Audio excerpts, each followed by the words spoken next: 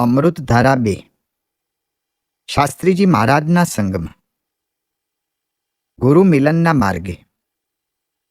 ઘરગામ છોડ્યા બાદ હવે શાંતિલાલનું એક જ લક્ષ્ય હતું, ગુરુ શાસ્ત્રીજી મહારાજ. શાંતિલાલને બને એટલું વહેલું તેઓની પાસે પહોંચવું હતું. ગુરુ મિલન ભણીની એ મજલમાં પ્રથમ તો તેઓ ભાયલી પહોંચ્યા. અહીંથી હવે બોચાસણ જવાનું હતું. તે ખેપમાં બારસના દિવસે શાંતિલાલ ઘનશ્યામ સ્વામીની સાથે સાંકરદા ગયા. ત્યાં મંદિરમાં મુકામ કર્યો. 3 જ દિવસ બાદ અન્નકૂટ આવી રહેલો. તેથી અહીંના ભક્તોએ આ સંત મંડળને સાંકરદામાં અન્નકૂટ કરવા પ્રેમભર્યો આગ્રહ કર્યો.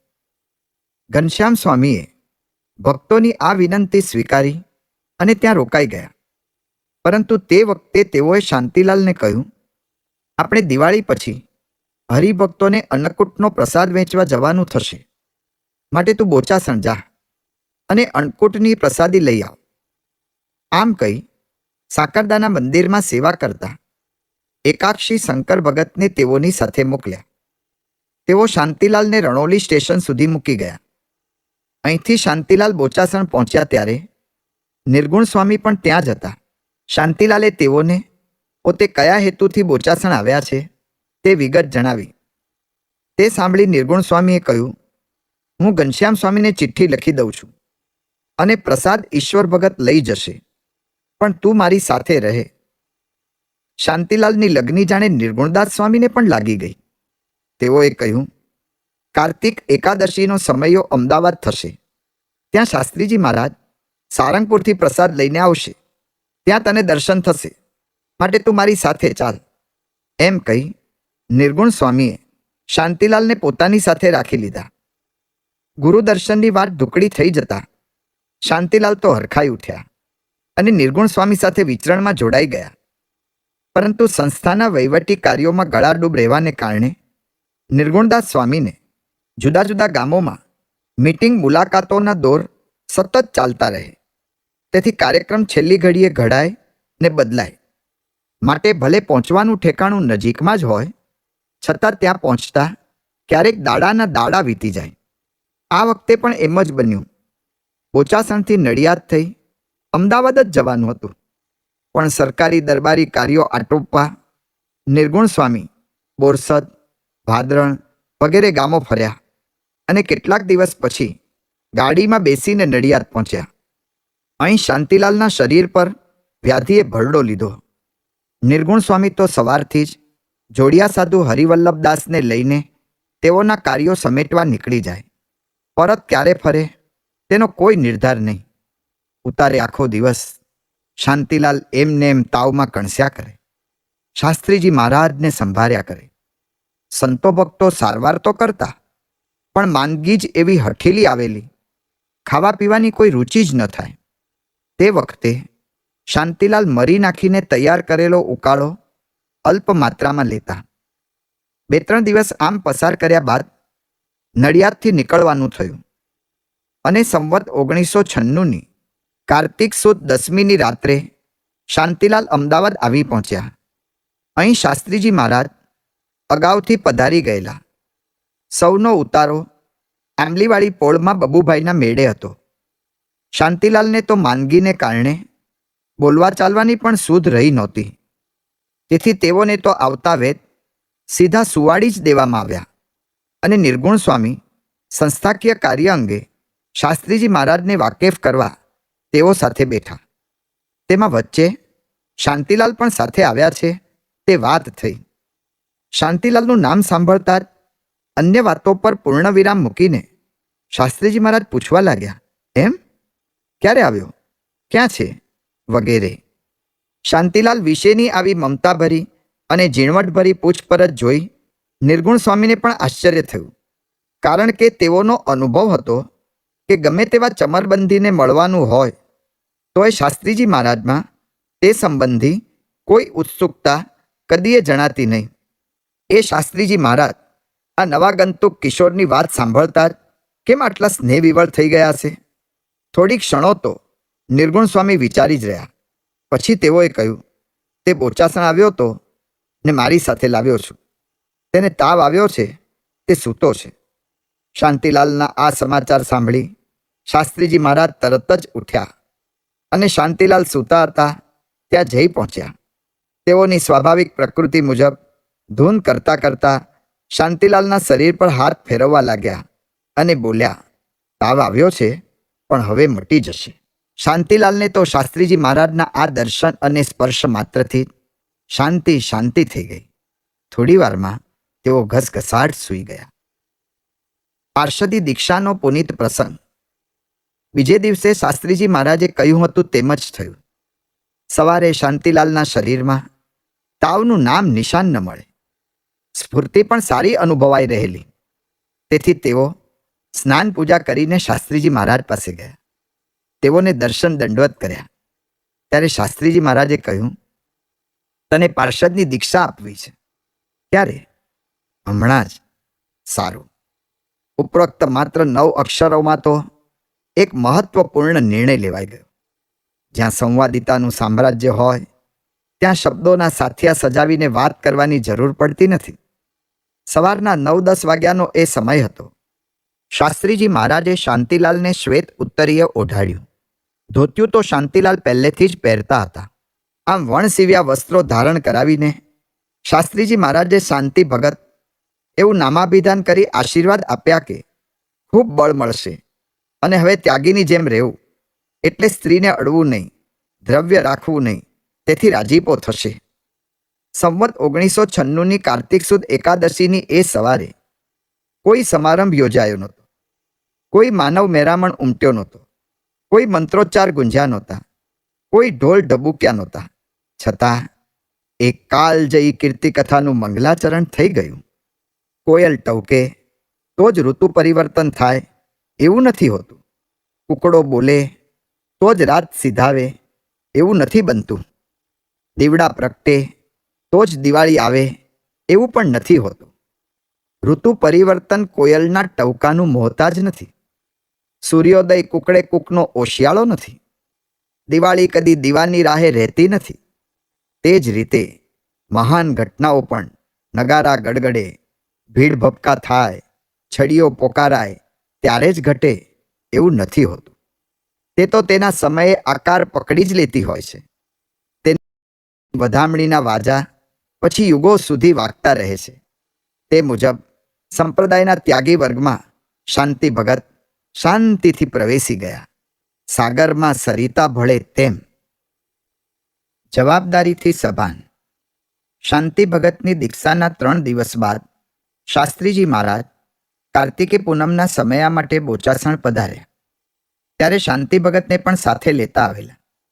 તે વખતે બોચાસણ મંદિરની વાડીમાં આવેલી ચૂનાની ભઠ્ઠીને સ્થાને મકાન માટેના પાયા ખોદાઈ ગયેલા. તે પાયા પૂરવાની સેવા શાસ્ત્રીજી મહારાજે સૌ ભક્તોને સોંપેલી. આશરે 25 ભક્તો આ સેવામાં જોડાયેલા. તેમાંના એક હતા શાંતિ ભગત. શાસ્ત્રીજી મહારાજ પણ સવારે કથા પછી સેવા સ્થળે આવીને બિરાજી ગયા, જેથી સૌને સેવાનો ઉત્સાહ રહે. પરંતુ થોડીવાર પછી શાસ્ત્રીજી મહારાજ અન્ય કાર્યો માટે ત્યાંથી ઊભા થયા. તેઓની વિદાય સાથે જ પાયા પૂરવાની સેવામાં ગુરુ ગયા ગોકળને વાંસે થઈ મોકળ જેવો ઘાટ થયો. સેવા કરનારા પણ એક પછી એક ગાયબ થઈ ગયા. શાંતિ ભગતની નજર સામે જ આમ થયું. છતાં તેઓ તો સોંપાયેલી સેવા નિષ્ઠાપૂર્વક બજાવતા રહ્યા. Maturity is the ability to do a job whether or not you are supervised.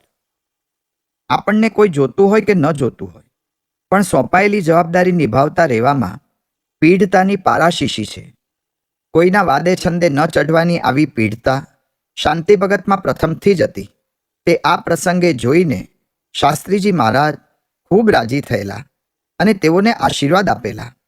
આ પ્રસંગ બન્યાના વર્ષો બાદ તારીખ 18/7/1982ના રોજ વિદ્યાનગરમાં યુવકોએ સ્વામીશ્રીને પૂછેલું કે શાસ્ત્રીજી મહારાજ આપની ઉપર અતિશય રાજી થયા હોય તે પ્રસંગ કહેશો?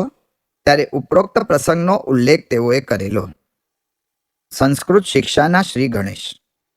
બોચાસણમાં કાર્તિકી પૂનમના સમયાનું સુખ આપીને શાસ્ત્રીજી મહારાજે શાંતિ ભગતને સંસ્કૃત ભણવાનો આદેશ આપ્યો. બોચાસણની નજીકમાં જ ભાદરણ મુકામે શાંતિ ભગતની સાથે અક્ષર જીવનદાસ, પુરુષોત્તમાનંદ બ્રહ્મચારી અને હરિ સ્વરૂપદાસને પણ સંસ્કૃતના અધ્યયન માટે શાસ્ત્રીજી મહારાજે રાખ્યા. ભાદરણ જતા પૂર્વે બોચાસણમાં જ શાસ્ત્રીજી મહારાજે શાંતિ ભગતને શબ્દરૂપાવલી અને માર્ગોપદેશિકાનો પાઠ કરવાનો આદેશ આપીને સંસ્કૃત શિક્ષાના શ્રી ગણેશ તો કરાવી જ દીધેલા. હવે ગુરુની આજ્ઞા થતાં આ સંત મંડળ ભાદરણ પહોંચ્યું. અહીં સૌએ મંદિરમાં નિવાસ ઠરાવ્યો. આ મંદિરમાં શાસ્ત્રીજી મહારાજ અને યોગીજી મહારાજે પણ ઘણીવાર નિવાસ કરેલો. ગેલભાઈ નામના હરિભક્ત મંદિરનો વહીવટ સંભાળતા. ગામમાં ચાલતી ભદ્રકાળી મંદિરની પાઠશાળાના પ્રાધ્યાપક વિઠ્ઠલરામ શાસ્ત્રી સંતોને ભણાવવા આવતા. સન 1940. સારંગપુરના સદભાગ્ય. ભાદરણમાં લગભગ એકાદ મહિનાનું અધ્યયન થયું હશે ત્યાં માગસર માસમાં અમદાવાદ મુકામે પારાયણ યોજાઈ હતી. તેથી આ ભણનારા સંતોને ત્યાં જવાનું થયું. અહીં પારાયણ બાદ શાસ્ત્રીજી મહારાજે શાંતિ ભગતને પૂછ્યું, તે સારંગપુર મંદિરના દર્શન કર્યા છે? શાંતિ ભગતે ના કહી. ત્યારે શાસ્ત્રીજી મહારાજ કહે, તને સારંગપુરના દર્શન કરાવવા છે, મારી સાથે આવજે. તે વખતે શાંતિ ભગતે શાસ્ત્રીજી મહારાજને કહ્યું, હું હરિ સ્વરૂપદાસને પૂછી લઉં? એને શું પૂછવું છે, તું તારે આવજે ને, શાસ્ત્રીજી મહારાજે જણાવ્યું. પણ શાંતિ ભગતને થયું કે તેની જોડે કાયમ રહેવાનું, તેથી પૂછીએ તો સારું. એટલે તેઓએ હરિ સ્વરૂપદાસને કહ્યું કે હું શાસ્ત્રીજી મહારાજ સાથે સારંગપુર જાઉં છું. આ સાંભળતા તે સાધુ છંછેડાઈ ગયા અને ડારો દેતા કહ્યું, જો તું જઈશ તો તને પાછો ભાદરણ નહીં આવવા દઉં, માટે જવાનું નથી. શાંતિ ભગત તો આ વાત સાંભળી વિમાસણમાં પડી ગયા. તેઓએ આમાંથી રસ્તો કાઢવા શાસ્ત્રીજી મહારાજને જ પૂછ્યું. ત્યારે તેઓએ હરિ સ્વરૂપદાસને કહ્યું કે આ નવા ભગત છે, તે મૂંઝાય, માટે તેને સારંગપુરના દર્શન કરવા છે તો જવા દે. એમ જણાવી શાંતિ ભગતને લઈને શાસ્ત્રીજી મહારાજ સારંગપુર પધાર્યા. દિવસ હતો તારીખ 2/1/1940 મંગળવાર. તે વખતે સારંગપુરની પ્રાસાદિક ધરા પર પહેલીવાર શાંતિ ભગતના ચરણ પડ્યા. આ ધન્ય ધરા પુલકિત થઈ ઉઠી. તેને આ ચરણારવિંદ સદાય પોતાના હૈયે જડી ભીડી દેવાના કોડ જાગી ગયા. સારંગપુરનું ગગનચુંબી મંદિર જોઈ શાંતિ ભગતને પણ ખૂબ જ આનંદ થયો. કાર્યને જોઈને તેના કારણરૂપ શાસ્ત્રીજી મહારાજનો પ્રતાપ વિશેષ સમજાયો. શાસ્ત્રીજી મહારાજે આ સ્થાન અને મૂર્તિઓનો મહિમા તેઓને કહ્યો. બસ ત્યારથી આ સારંગપુર શાંતિ ભગતના મનમાં વસી ગયું. સારંગપુરના આ સદભાગ્ય. અક્ષરદેરીના આંગણે. સારંગપુરમાં 3-4 દિવસના રોકાણ બાદ શાસ્ત્રીજી મહારાજે શાંતિ ભગતને પૂછ્યું, તે ગોંડલ મંદિરના દર્શન કર્યા છે? શાંતિ ભગતે ના કહી. તેથી શાસ્ત્રીજી મહારાજે તેઓને લઈને ગોંડલ જવાનો કાર્યક્રમ ગોઠવ્યો અને શાંતિ ભગત શાસ્ત્રીજી મહારાજની સાથે ગોંડલ પણ પહોંચી ગયા. તેઓ પ્રથમવાર જ અહીં પધારતા હતા, છતાં અહીંના ઘનશ્યામ મહારાજ અને અક્ષરદેરી તેઓને ચીર પરિચિત લાગ્યા. આ સ્થાન પણ જાણે આ નવા પાર્ષદવર્યની પ્રતીક્ષા કરતું હોય તેમ શાંતિ ભગત પધારતા હર્ષ ગેલું બની ગયું. તે વખતે યોગીજી મહારાજ પણ ત્યાં જ બિરાજતા હતા.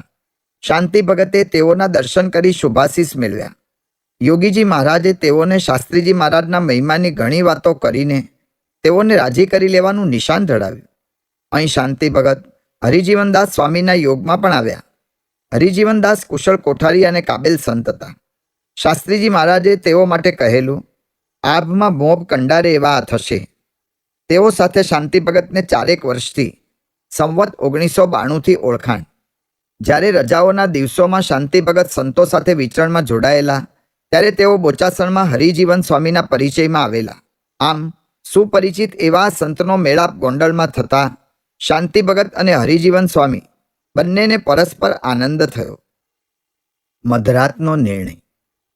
ગોંડલમાં એકવાર શાસ્ત્રીજી મહારાજે શાંતિ ભગત સમક્ષ ભાગવતી દીક્ષા ગ્રહણ કરીને સાધુ થઈ જવાનો પ્રસ્તાવ મૂક્યો હતો.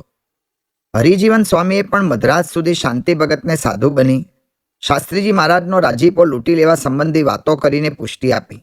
તે વખતે ગુરુની મરજી સમજી શાંતિ ભગતે ભાગવતી દીક્ષા લેવાનું નક્કી કરી લીધું. તેઓના મધરાતના નિર્ણયથી માગસરવદ અમાસની એ રાત પણ ચમકી ઉઠી.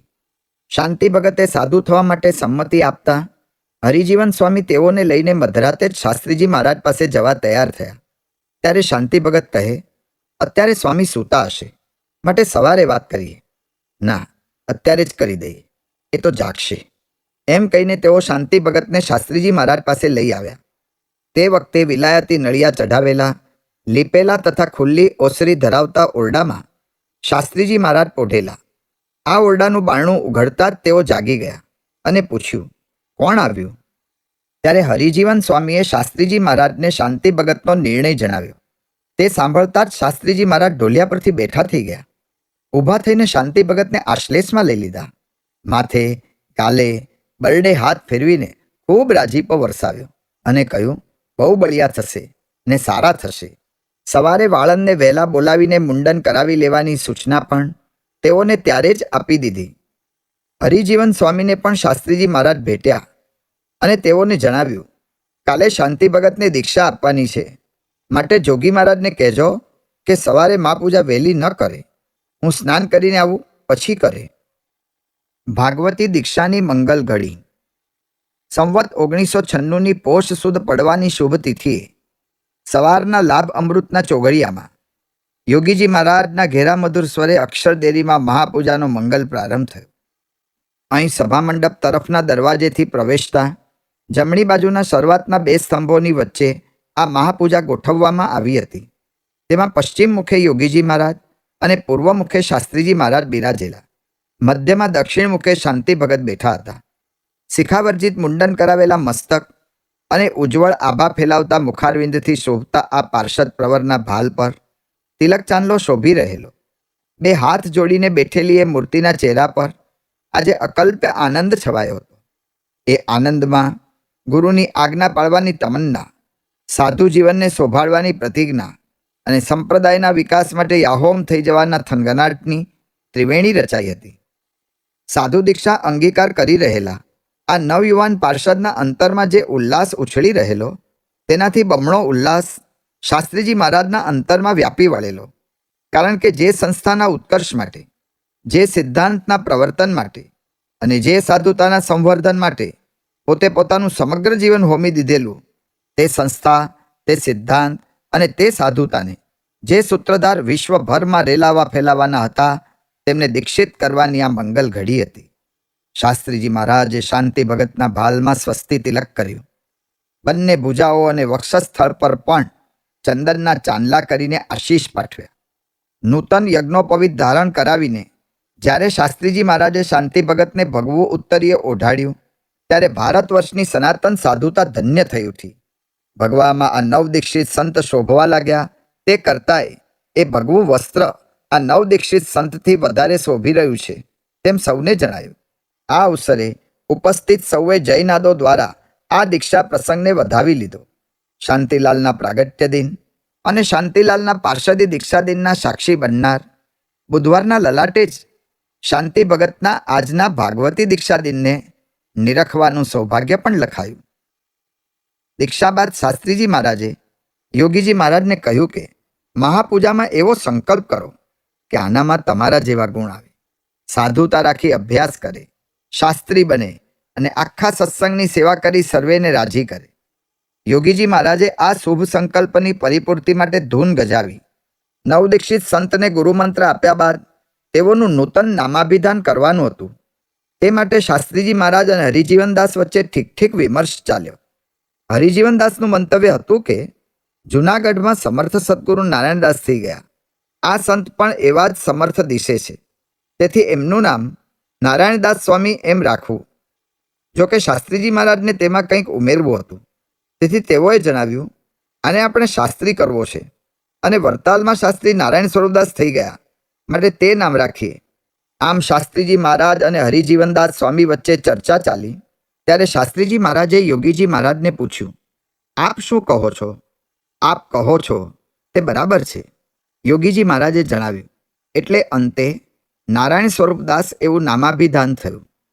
આ દીક્ષા પ્રસંગ સ્વામીશ્રી માટે એટલો યાદગાર હતો કે તારીખ 2/1/2008ના રોજ મુંબઈમાં તેઓની એન્જિયોગ્રાફી થઈ ત્યારે તબીબોએ પૂછેલું કે સામાન્ય રીતે આ શસ્ત્રક્રિયા દરમિયાન દર્દીના હૃદયના ધબકારા અચૂક વધી જ જાય. જ્યારે આપના હૃદયના ધબકારા તો શસ્ત્રક્રિયા પહેલાં હતા, તેટલા જ 60 જ રહ્યા. આપને કોઈ ટેન્શન નહોતું? ત્યારે તેઓએ કહેલું, ટેન્શન શેનું રહે? હું તો સામે હરિકૃષ્ણ મહારાજ હતા, તેમના દર્શન કરતો હતો અને શાસ્ત્રીજી મહારાજે મને સાધુ કર્યો એ આખો પ્રસંગ એકદમ સાંભળી આવ્યો. આ બધું હું યાદ કરતો હતો અને સ્વામિનારાયણ સ્વામિનારાયણ ભજન કરતો હતો. આ પ્રસંગે હાજર રહેલા તત્કાલીન સંત બાલકૃષ્ણ સ્વામી પોતાની સ્મૃતિ મંજુષા ઉલેચતા ઘણીવાર કહેતા કે ગોંડલમાં જ દીક્ષા પ્રસંગે શાસ્ત્રીજી મહારાજે યોગી બાપાને કહેલું કે તમે જેવા કાર્યો કરો છો તેવા જ એ કરશે, વિશેષ કરશે, પણ ઓછું નહીં કરે. વળી તેઓ કહેતા, જ્યારે નારાયણ સ્વરૂપ સ્વામીને દીક્ષા આપી ત્યારે બોચાસણના મંદિરમાં રહેનારા કેટલાક એવું બોલતા કે શાસ્ત્રીજી મહારાજે નાની ઉંમરનારને સાધુ કરી નાખ્યા એ ઠીક નહીં. પણ શાસ્ત્રીજી મહારાજે તેઓને બોચાસણના સભા મંડપમાં જ કહેલું કે નાનો છે તે મોટો નહીં થાય, એ મોટો થશે ને ધીરે ધીરે આગળ વધશે ને એ જ લાખો માણસોને સત્સંગ કરાવશે ને ગુરુ કરતા ચેલા સવાયા થશે. શાસ્ત્રીજી મહારાજના આ આર્ષ વચનોમાં નારાયણ સ્વરૂપદાસજીની મહાનતાનો ઉઘાડ હતો. તેઓ જાણે કહી રહેલા, તેજ સામ હિ ન વયઃ ક્ષમિષ્યતે. તેજસ્વીઓની વય સામે જોવાનું નથી હોતું,